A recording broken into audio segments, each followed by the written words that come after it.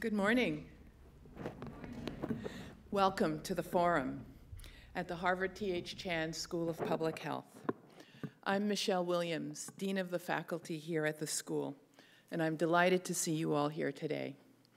I'm also delighted to welcome our online viewers around the world, including those tuning in from India, Hong Kong, and other sites globally, as well as those in our community who are spread across the campuses in Boston and in Cambridge. Today, we are gathered to discuss an essential concept that at times may feel elusive, and that concept is well-being. I'm deeply honored and really humbled to welcome our distinguished guest, Dr. Deepak Chopra, New York Times best-selling author and founder of the Chopra Foundation. Dr. Chopra is a world-renowned expert on well-being. He has recently published a new book, The Healing Self, a revolutionary new plan to supercharge your immunity and stay well for life.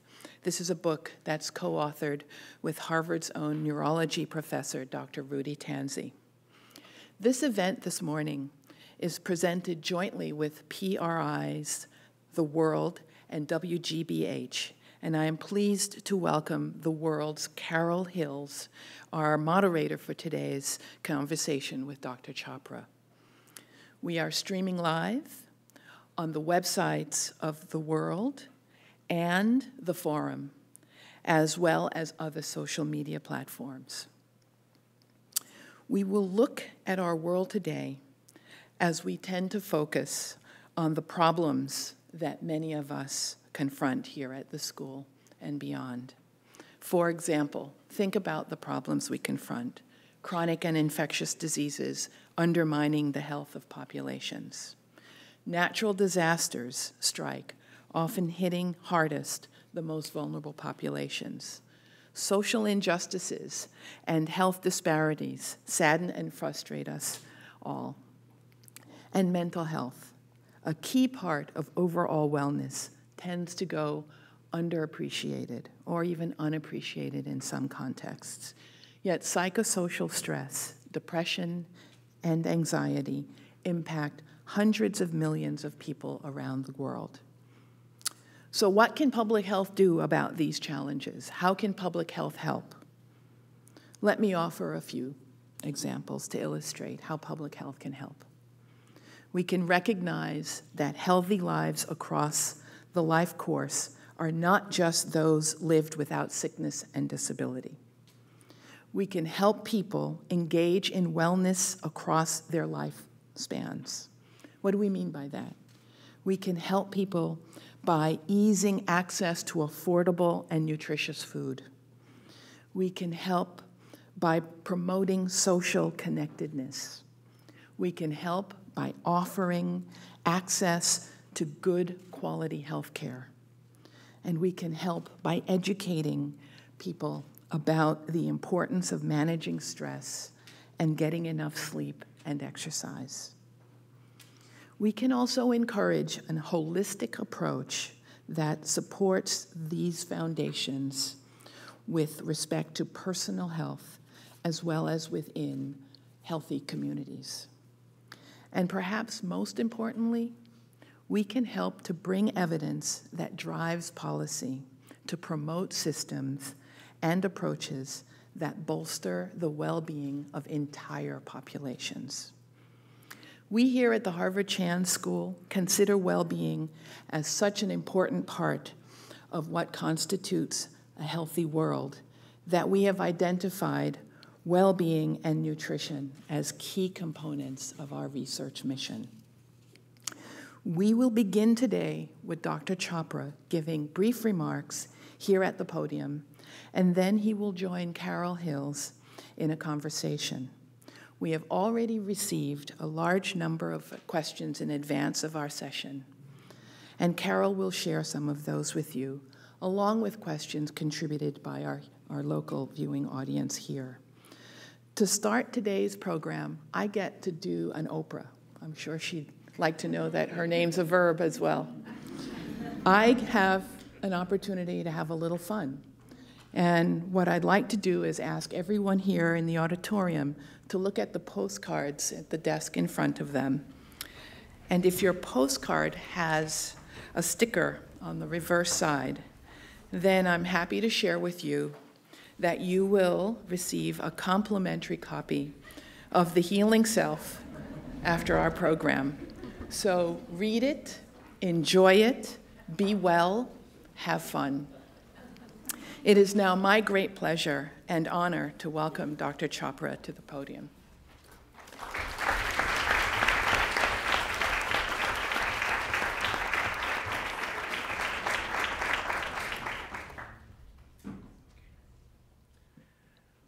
Well, thank you, Dr. Williams, Dean Williams, and thank you all for being here. I'm very honored, privileged, and always happy to come back to Boston. My training was here in internal medicine, endocrinology, and then neuroendocrinology. So I was telling Dean Williams that my career has spanned internal medicine, endocrinology, discovery of neuropeptides as molecules of emotion, getting into mind-body medicine, integrative health and well-being, and today addressing the hard problem of consciousness. So I'd like to start off by saying that as biological organisms, we are already a holistic process. All biological organisms function holistically. A human body has more than 60 trillion cells, which is more than all the stars in the Milky Way galaxy. A human body can think thoughts, play a piano, kill germs, remove toxins, make a baby, all at the same time, while monitoring the movement of planets and stars as its own biological rhythms, circadian rhythms, seasonal rhythms, gravitational rhythms, even lunar rhythms. That homeostasis or self-regulation is a natural state. And the extreme end of the spectrum, if homeostasis or self-regulation, which is a dynamic process of non-change within change, is one extreme, then low-grade chronic inflammation is the other extreme, which leads to disease. Only 5% of disease-related gene mutations are fully penetrant, which means they cannot be stopped. 5%. If somebody has a BRCA gene, for example, for breast cancer, that's a fully penetrant gene. And one needs to do remedial measures as prevention. Angelina Jolie has gone public with her preventive mastectomy and so forth because she had that gene. Now, what most people don't know, other than those who are really involved, is that's true of 95% of chronic illness in our world. even mutations that lead to disease are not fully penetrant. So if you have, say, 30 identified genes for Alzheimer's, only 3 are fully penetrant. Hundreds of genes are involved in various types of cancer, less than 5% are fully penetrant. And the fact that the risk factors for heart disease, stroke, inflammation, cancer, autoimmune illness, infectious diseases are actually common. They're the same risk factors that we've been looking at for cardiovascular disease for the last 35 years. So with that understanding of our body as a holistic process, a body as a verb, and I'd like to say that nouns are conventions of language, but they do not reflect reality. Reality is always an activity. Your body is an activity. Even this is an activity at the level of atoms and particles. But biological organisms are so dynamic in maintaining self-regulation that if we put attention to just a few things, and the new sciences of neuroplasticity, neuroplasticity means that your conscious choices regulate your neural networks, and if you make something a habit, you create something called long-term potentiation of neural networks that basically helps you regulate your own biology. And so neural feedback, cardiac feedback, but just simple things like meditation will change the way you look at self-regulation and healing. The word healing comes from the word holy. Healing, holy, wholeness, health are the same word. It's reminding yourself of your connection to wholeness.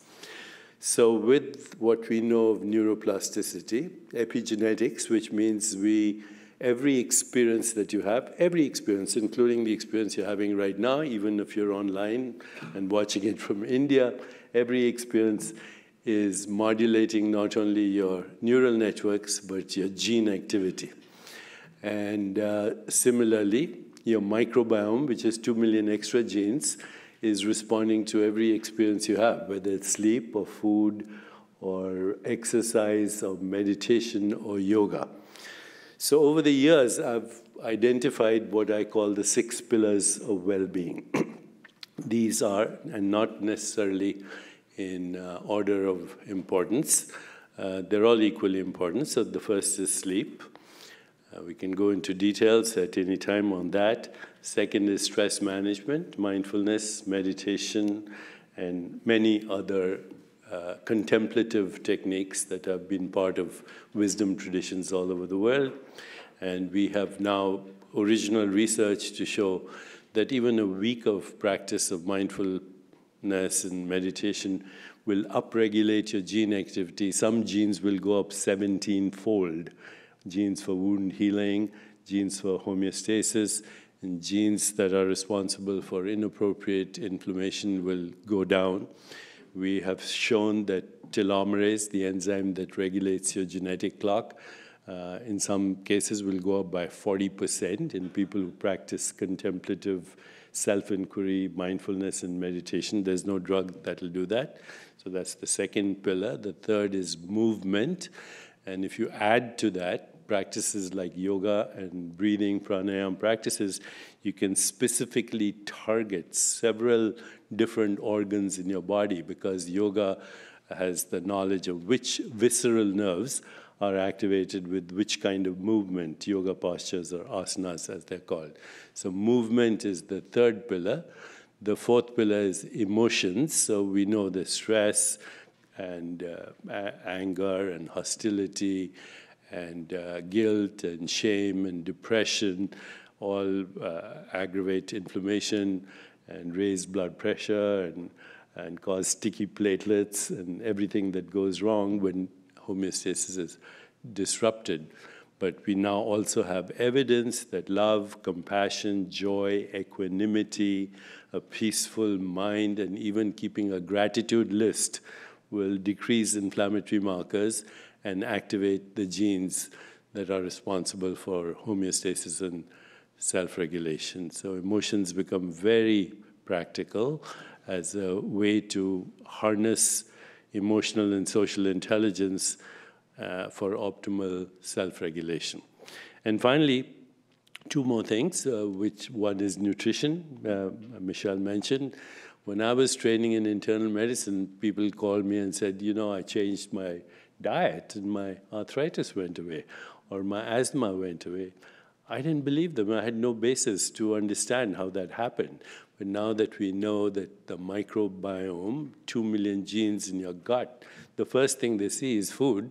And if your food is contaminated, has too much fat, too much sugar, too many chemicals or pesticides or petroleum products or processed food, then you have dysbiosis, inflamed microbiome that causes inflammation in the body. Your microbiome, your genes, and your epigenetic mechanisms are all influences the metabolic activity in your body right now.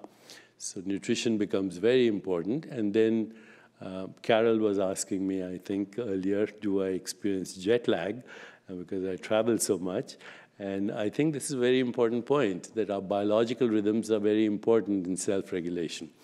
And so that we now know that if you eat within the 8 hours of daylight, if you get good sleep at night, and if you ground yourself, even by touching a tree or walking barefoot on the earth or on grass or on the beach, or even using a grounding device, that will decrease inflammation in your body, avoid disruption of circadian rhythms, which is what jet lag is all about. So with these 6 pillars that I mentioned, you can hone in on your biological sustainability. But if you want to go beyond that to what essentially is the mission of the School of Public Health, then you have to address bigger problems. There is no social well-being or community well-being in the absence of personal well-being, because we are units of society. So if you want to move in the direction of some of the things that were mentioned by Dr. Williams, if you want to move in the direction of a more peaceful, just, sustainable, healthier, and joyful world, then we have to look at what creates for purpose-driven well-being, or what we call career well-being. People who have happy careers, who are on purpose, who are engaged with other people, who complement their strengths, who have shared vision and are emotionally bonded, create for extremely successful careers. Then you have social and emotional and community well-being, which is, do you have a close group of family and friends that you can rely on? Are you socially engaged? As far as communities are concerned, do you offer some service as a volunteer? Do you gather in a community to envision the future of your community? Do you have some kind of practice, spiritual practice that you do together? In India, and I know people are watching in India, we use these 3 words, seva, satsang, and simran. Seva means service. Satsang means a gathering of people who are looking for ways to improve well-being and search for what is called reality. And Simran is some kind of contemplative self-inquiry. Those are the essence of community well-being. Social well-being, career well-being, community well-being, and ultimately financial well-being are linked. Financial well-being doesn't have to do with how much money you make, but the security that you have if you have default ways of ensuring that you will be fine if you fall sick, that you have employment, that you have disability, that you have insurance, and that you can look forward to security as you get old. And finally, there's spiritual well-being, which is another topic. Who are we? The hard problem of consciousness. Is consciousness a byproduct of our brain, or is it more fundamental in nature? Is consciousness the source of all experience? And that's what I'm focusing my work on now, totally, looking at the hard problem of consciousness and understanding our consciousness, both personal and collective, as a source of insight, intuition, imagination, creativity, vision, higher purpose, and the power of intention. So when we look at well-being, and it's measurable, everything I've said is measurable. Social well-being, community well-being, financial well-being, physical well-being, emotional well-being. In fact, now, in addition to doing perceived stress scores, we're also doing spiritual well-being stress scores called understanding your relationship with the ecosystem at large, not just the social ecosystem, but our connection to nature and ultimately our connection to the universe. It's a big topic.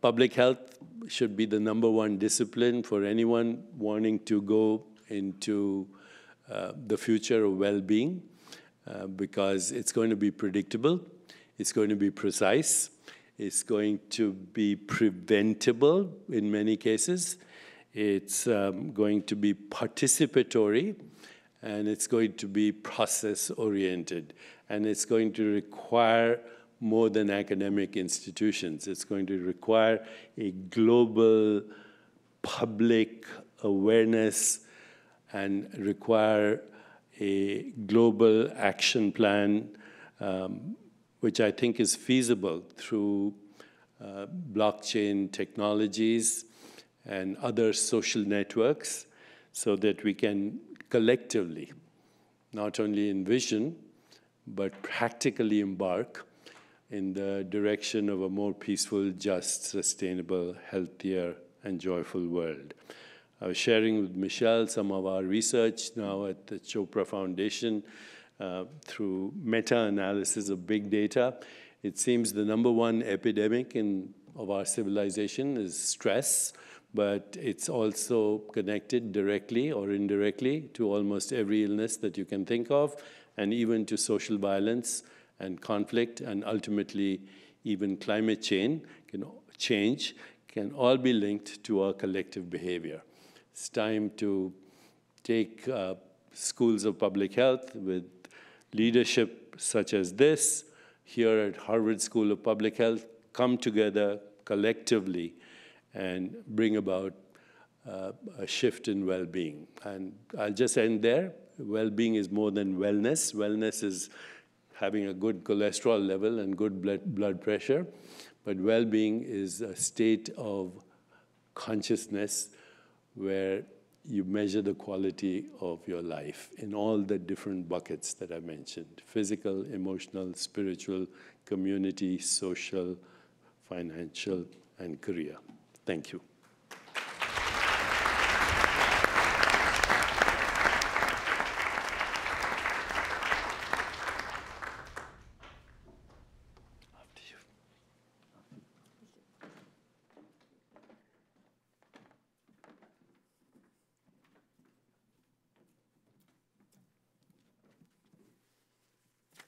Well, it's great to be here. I welcome everyone.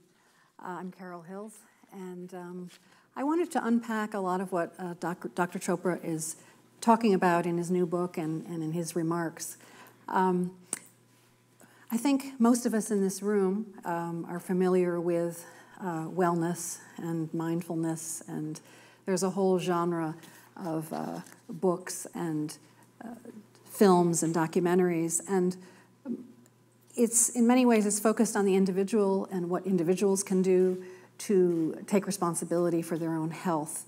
And I wonder, how do we, I want to frame this conversation by thinking about how do we apply these things in the world of public health? And where we're talking about populations, and we're talking very often about populations without access, living in poverty, people whose lives are full of stress and have very little to work with. And so I wanted to start with,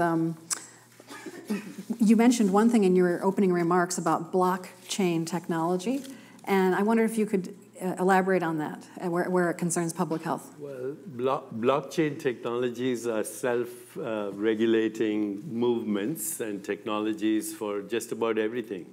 So one can create blockchain technology. In fact, I'm in the process of doing that, and I was talking to Dean Williams about it, that you could create a social movement where you have reward systems for well-being and social engagement and service. And those reward systems could be recognition from, say, the Harvard School of Public Health, or opportunities to serve or get a job in the area of well-being. And I think it takes well-being and democratizes it, whether it's through blockchain technologies or cryptocurrencies that can be used as reward systems. Give an example. So we create a well-being community in Cambridge, Massachusetts, and everybody here is part of it. And they have access to it through a private code, and they share ideas and they share goals, whether it's optimizing nutrition, weight loss, better sleep, service to the community, spiritual practice. In exchange, they get money for it, cryptocurrency that can be used only for improving well-being and service. Are there examples or models for that approach in other countries or among populations? It's a very new model, and it's moving very fast, especially among the millennials. I see a future even for democracy in the future globally, whereas global citizens and global citizen scientists, we can contribute both our services and also get back advice and participate even in the electoral process by voting on values rather than on personalities. And do you see this translating among populations that live in poverty? Are there ways to introduce this kind of thing among the populations that right people now, involved in public it's not health? in that demographic right now, but it could be, especially in places like India where everybody has a mobile phone. So it could be part of that. But as far as managing stress in impoverished areas, as Dean Williams knows, we have a program in New York in the very impoverished areas. It's called the Urban Yogis, where regular practices such as those I mentioned are bringing the community violence and murder rate down just by doing this. Now, that could be incorporated ultimately through a blockchain technology as well. But I think for impoverished areas, especially in school systems, it's very easy to introduce some of these ideas. And meditation doesn't have to be a complicated process, or mindfulness doesn't have to be a complicated process. It's just getting in touch with your inner self. In fact, we could try an experiment right now, which will take 5 seconds. Are you game for it? Are you game for it? So everyone who's watching us, I'm going to ask you a question, and the answer is yes. I'm giving you the answer before I ask you the question. Okay? So please say yes after I ask you the question. Are you aware right now? Yes. Can you be a little more enthusiastic? Are you aware right now? Yes. Okay. Now I'm going to ask you the same question, but don't answer it till I lift my hand up, okay? So same question, and then you can say yes when I lift my hand up. Are you aware?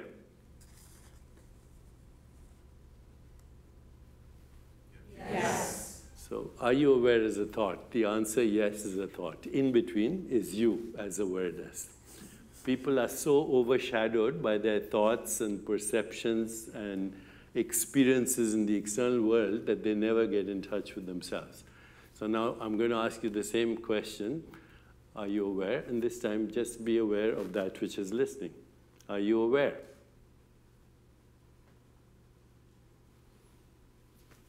This presence is who you really are, not your thoughts, which recycle in social media, but the presence in which experience occurs. You can stop any time and ask yourself, am I aware? Shouldn't be a complicated process. I want to remind people that we're going to have a Q&A from online viewers and all of you here in the form of emails. If you want to email questions, you can email them to theforum@hsph.harvard.edu, or you can post them on Facebook at Harvard Public Health, or post them on the live chat at the forum site. In terms of introducing questions, I wanted to, we have some questions in advance from people who've written in prior to this event.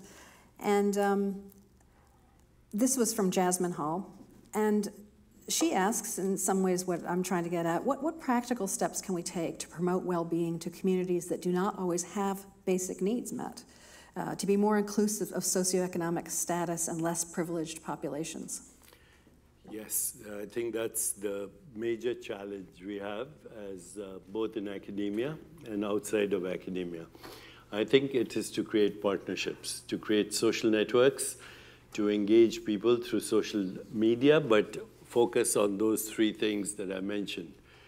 Volunteering, community service as part of the volunteering, gathering together to discuss issues for the communities or what are challenges, having a vision for the future, and a spiritual or mindfulness or awarefulness practice, if I can call it that.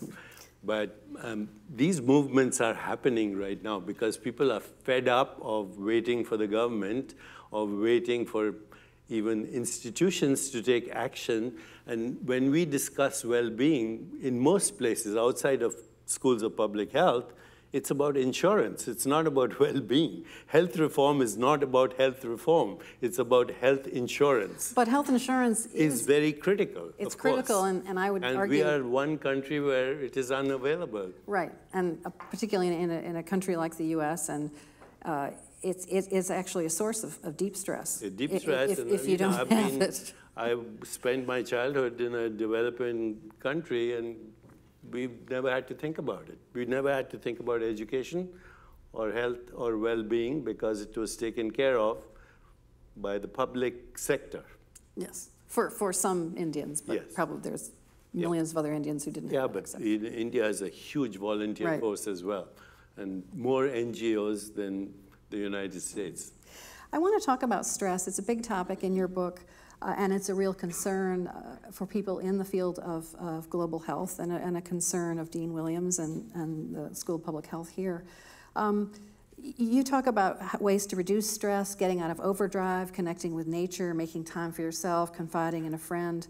And you talk, as you did in your opening remarks, about how lifelong stress or managing lifelong stress can really reduce the incidence of chronic disease. But how do we, are the examples, either in the United States or overseas, of places where it's, again, outside of the realm of the individual who's learning and taking responsibility? Are there healthcare systems that are addressing stress and reducing stress as a primary concern that maybe the U.S. could look to? There are no healthcare systems officially in the world that are looking at stress, which is the #1 epidemic of our civilization, which is directly or indirectly connected to almost every chronic illness, even risk for acute illness. So there are no programs, but there are many volunteer organizations. I mentioned one because I'm close to it, the Urban Yogis in Queens, in New York. They've done a remarkable job, not only of improving their well-being in a very impoverished African-American community, but they've become leaders in their field. They're now teaching this to other people, and the crime rate is coming down. There's a direct correlation between social violence and individual stress as well.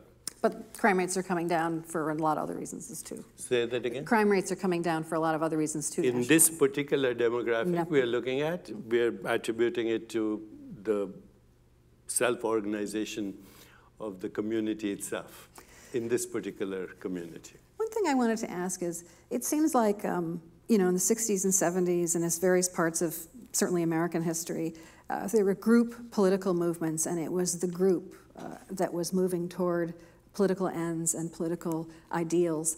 And for the past 20 or 30 years, it's really been about kind of self-realization, taking charge of oneself, whether it's working out, whether it's fitness, whether it's mindfulness.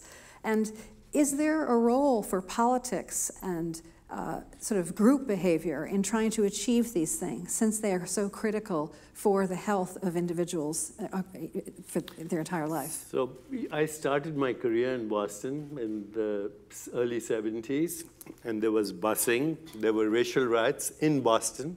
You probably remember them too. There were a lot of issues right then that were emerging. Feminism. Gloria Steinem was marching the streets of Cambridge. There was the peace movement. There was the green movement. And, in my naivete, I was 24 years old, I thought we were going to change the world in the next 10 years. And look where we've gone now. We've regressed by 60 years, I would say. So we are right now not in a position where we can say that this is the ideal situation for a society or a community or a nation or the world. And we need to revive that kind of zeitgeist where politics ultimately will be influenced by social opinion, by public opinion, as it is always. You see right now what is happening in the political world. It's being influenced by social opinion. And I think in order for well-being to be part of the political arena, it's young people who should now be both voting and getting involved in the issues we're talking about. I'm going to introduce another question from someone who sent it in advance, Archana Basu. She asks, how can current systems of health in the U.S. move to a more preventative model of care? I think current systems in the U.S. have to listen to what is happening in schools of public health. Schools of public health need to get better funding, which is not happening at the moment, by the way, even though everyone's aware that public health is the #1 issue, both for prevention and for prediction of what happens in a society. The funding is not happening. So we need a political movement in that direction that can only come from the public. And I think we have an advantage in the fact that we can use social media as well to bring these ideas to everybody's attention. The internet, if you look at it, is the global brain right now. And it's a very active global brain. You can send somebody a tweet in South Africa and you can give them a dopamine hit, or you can be abusive on the internet and raise their blood pressure. So we are all connected. We are inseparably woven into the fabric of being and living. We are monitoring each other's brains. We are being monitored by each other, and we are regulating each other and being regulated by each other. There's no such thing as a separate self. So even self-realization and all these movements that started with, it's all about me, ultimately leads to we. The me leads to we, but it also leads to a lot of stress. I mean, the digital age is online life is also a big distraction. And so how do we kind of counter that? People are really never away from work now. One is technology is not going to go away. Okay, so if you don't like what's happening in the world of technology and in social media, and you don't adapt, then Darwinian principles say that you will become irrelevant. So you cannot stop the technology movement. How do we use it? Right now it's being used by trolls and by gangsters posing as political leaders globally. We need to get involved in using social media so we can actually bring awareness about these issues: violence, social justice, economic justice, peace, conflict resolution, climate change. This is the best use of social media. And I use social media very prolifically, but I have times when I use it. So I have media time, exercise time, meditation time, and work time. And I do one thing at a time, because multitasking, your brain can't do it. It's a myth. Your cortical brain cannot multitask. Only your reptilian brain, which is taking care of your autonomic nervous system, it's already multitasking anyway without your help. But your conscious choices have to be made mindfully. And if you're multitasking, if you're looking at your phone and speaking to me at the same time, you're doing neither. Okay, so it's a myth. And it's the one thing that actually ruins your neural networks, because they get confused if you try to do too many things all at the same time. That's the bane of media and being seduced by it. Technology is neutral. Are you going to use it for destructive purposes, or can you help create a better world? I think you and I and many people in this room, we have the luxury, if we're willing, to compartmentalize and create separate spaces for our life. But again, putting it into a public health context, are there other examples or models where these kinds of things are really being taken seriously, even in a very micro level? In the United States, everything becomes political. So if you want to introduce something to a school system, it becomes political. So it's a huge problem. But the best use of knowledge is education. And education is easily accomplished in schools.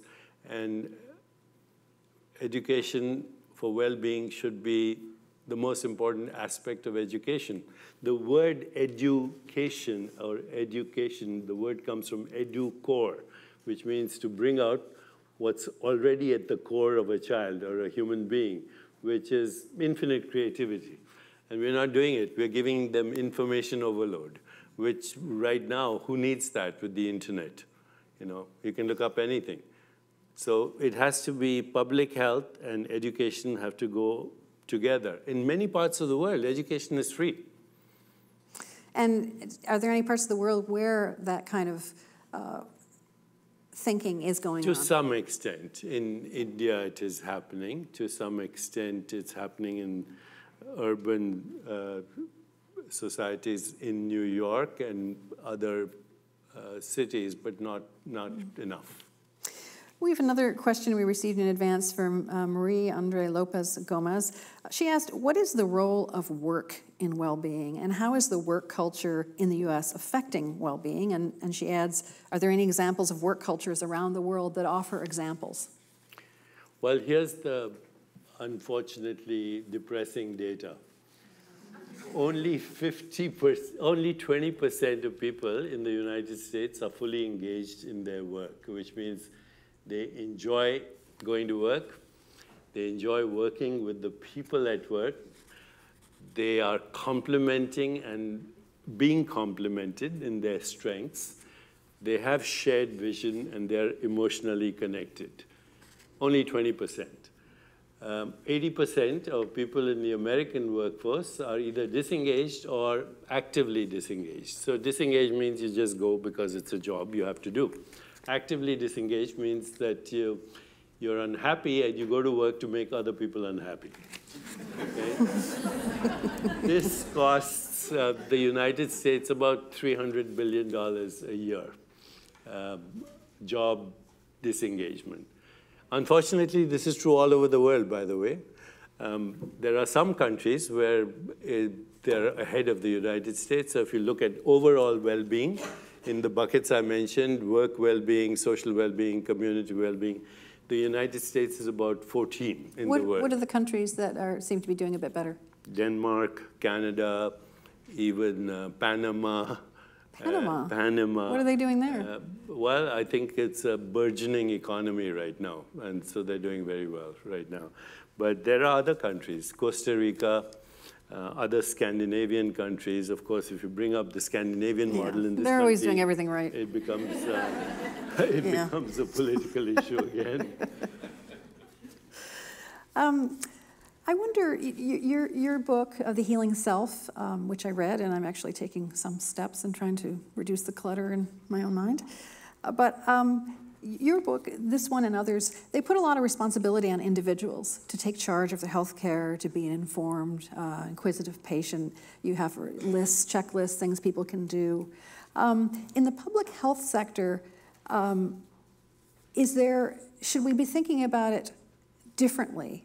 Is the individual approach and the burden of the individual to make things happen and take charge, is that the right approach in the public health setting? Not completely. Of course, there cannot be social well-being in the absence of personal well-being. That's a given. But when you have social engagement around anything, whether it's losing weight or providing a service or exercise or mindfulness practices, then the more socially engaged you can get and the more you can do participation as in a group, the more likely you are to be successful. Now, having said that, I've created something which I call the Internet of Wellbeing, where I bring together experts in all these areas we mentioned, including conflict resolution, personal relationship management. It's free, and you get people to participate, create their own groups, and ultimately create a blockchain movement, which we haven't done, but we're in the process, so that there's a system where people are rewarded, even for little nudges, standing up every hour, or making sure that you get 10,000 steps a day, or getting sleep. If we can participate as a group and create a reward system, it works.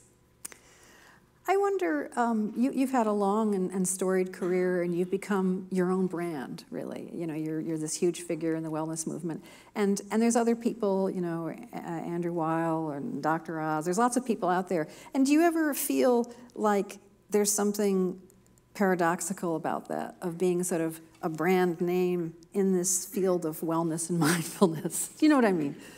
Well, fortunately, I have a wife and kids who don't take me seriously. So that helps a lot. Secondly, I've learned over the years not to believe in my public persona, because for everything that's said about you that's good, somebody saying something about you that's the extreme opposite. So as you grow older, you learn to handle it in a better way. And it wasn't planned. I was planning to be an internist, and right here in Boston. Right here in Boston, and that's what I did. But then, I couldn't help notice that I had two patients who had the same illness, received the same treatment, saw the same doctor, and had completely different outcomes. This person died, this person recovered completely. So I knew there was something missing in our mechanistic approach to our well-being, or even looking at our biological organism. We were looking at our biological organism as a physical machine, and it's not. You can interfere with mechanisms of disease, but if you don't address the origins of disease, no amount of mechanistic interference is going to help. So it was my journey, which was accidental. Neuroscience, endocrinology, neuropeptides, mind-body medicine, integrative well-being, and now trying to figure out what is it all about. We're going to turn to Q&A in about a minute from online questions, but my last question to you is, what is the research that either you're involved in or other people are involved in that you're most excited about in the field of wellness? The most exciting research is what I mentioned, epigenetics, where you can see how your genes are activated through every experience, whether it's a perceptual experience or a mental experience. So epigenetics, the microbiome, looking at the 2 million genes that you have only 25,000 human genes, but you have 2 million bacterial genes that respond to every experience, but particularly to nutrition. So for me, that's very exciting. And the third is how we can change and amplify the coordination between the reptilian, emotional, and intellectual brain, which is my work with Rudy Tanzi here at Harvard. Now that he and I have worked so many years together, actually we're so aware of what's happening in our brain, even in a conversation like this, I know which part of my brain I'm looking at right now. We're going to move to questions that have come in online. And the first one is from Emmanuel, and she asks, what is the single most threatening problem facing a child's health and security today and in the near future? And how can we as parents and as society equip our children to avoid this problem? What can we do today to change the course of their future? Well, unfortunately, again, childhood trauma and childhood abuse, whether it's sexual abuse, physical abuse, emotional abuse, all leads to problems in adulthood. It sets also something called the brain set point for happiness or unhappiness. If a child is given what I call the 4 A's, attention, deep listening, affection, deep caring and love, appreciation, noticing the child's strengths, and acceptance, not trying to conform their behavior to how you think they should be, acceptance, and looking at their strengths, that child will grow up to be a healthy adult. And if a child is in some way abused or ignored is even worse than, by the way, being criticized, because ignored means you don't exist, and then that child will become a dysfunctional adult emotionally. It may end up winning a political election, though. Here's a question from We Amin. That's the name that's given. How do you believe societal taboos or norms contribute to health improvement, and how do they hinder health improvement? Well, when societal taboos and norms become purveyors of self-righteous morality, then they interfere with creativity and authentic behavior. Imposed morality never works. So that's where societal mores and norms and religious institutions can cause problem and even abuse. But many religious institutions and societal institutions actually do a lot for the world. Some of the biggest humanitarian movements in the world are actually religious movements. So we should give them credit for the good that they do and the service they provide. They are the people who are working in these impoverished areas. And also your own background and the Ayurvedic traditions in many ways come from particular Indian cultures and traditions. Yeah, it's very strongly influenced by the wisdom traditions of India, yes. Here's a question from Raphael. He asks, what are your thoughts about cultural appropriation in reference to Western medicine starting to adopt ideas of mindfulness, meditation, and alternative medicine? I think it's a great thing if it helps the world. I look at the future when I'm not around, where nationalism or extreme nationalism will be considered a tribal disease. That as we move into the future, especially with the next generation and the next generation, we'll be global citizens, and we will adapt to other cultures. I have a grandson right now who's a little bit Chinese, a little bit Indian, and of course he lives in America. He speaks Spanish, Hindi, English, and Mandarin at the same time. That's the future citizen of the world. He's a fully realized self. That is the future of the world. And so I think we need to go beyond our tribal behavior, and I think extreme nationalism is just tribalism. So it's not going. And cultural appropriation, cultures get richer when they mix with each other. So I'm not one for total cultural identity. Culture can be a baggage. It can also be access to good food and to good music. But other than that, I think we need a multicultural society in a multicultural world. And America is the best example of that so far, unless we go the other way now with our immigration policies. Here's a question from Fatma. In your role as a physician and spiritual guru, could you please elaborate on the interaction between mental state and physical health? You can't separate mental state and physical health. Wherever the mind goes, the molecules follow. In fact, they're inseparable. So this distinction between mind, mental state, and physical state is artificial. I can give you bad news, and your blood pressure will go up in a moment if it affects you, that bad news. On the other hand, if you're feeling appreciated, wanted, and loved, you'll have a different biochemistry. Your state of mind even influences the way your food is metabolized. So because, the different chemistries in the body when you're stressed or when you're relaxed or when you're celebrating, completely different. So there's no distinction between mind and body.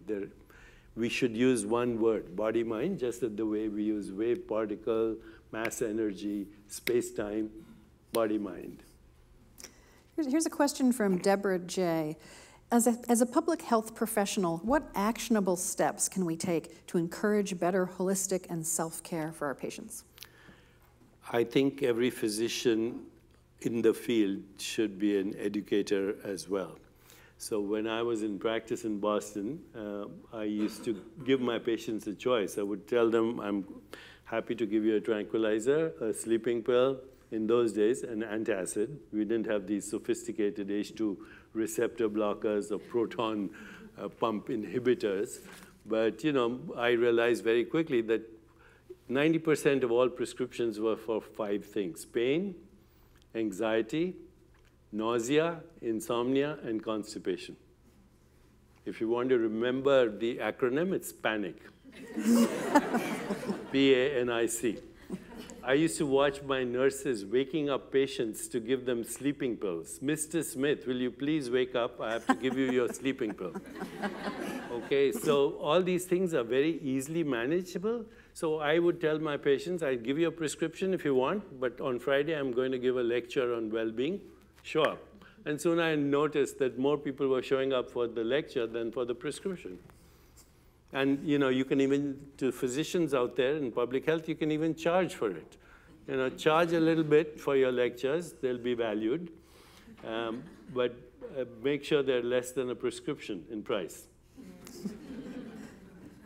Here's a question from Adele. What research topics would Dr. Chopra recommend for young scholars to analyze in the interface between well-being and spirituality? And spirituality. Look up a paper called Non-Duality and Well-Being. Non-Duality and Well-Being. It's about the relationship of spirituality and well-being. And basically it means that the more, what is spirituality? It's just the question I asked you. Are you aware? The more self-aware you are, that's spirituality. Don't mix it up with religion.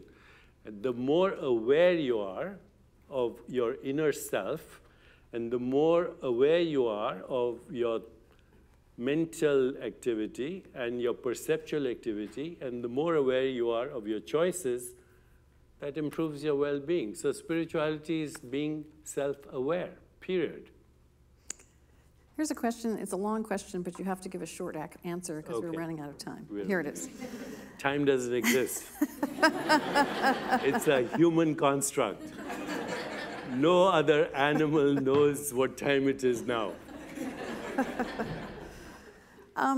This is from Ida, and it's kind of a serious question. Given the ever-increasing language of hate, exclusion, and violence, and its impact on the many who find themselves at the receiving end, how can we limit the assault and or help improve wellness caused by this kind of stress? Yeah, by the way, it's only obvious when you look at the internet because the dominant activity is that of trolls. But by and large, people are actually out there to help each other, to engage with each other, and understand that relationship is who we are. There's no such thing as a separate self. And that's a very positive note to end this on. Our event, unfortunately, has come to an end. It's been a fascinating discussion. I want to thank our audience, both here and online, for joining us. And thank you to Deepak Chopra and Dean Michelle Williams. You can continue the conversation at forumhsph.org and look for the on-demand video there on Facebook and YouTube. And join the forum next time on September 26th at noon Eastern Time for a live webcast about U.S. drug prices. Why are they so high? Thank you so much.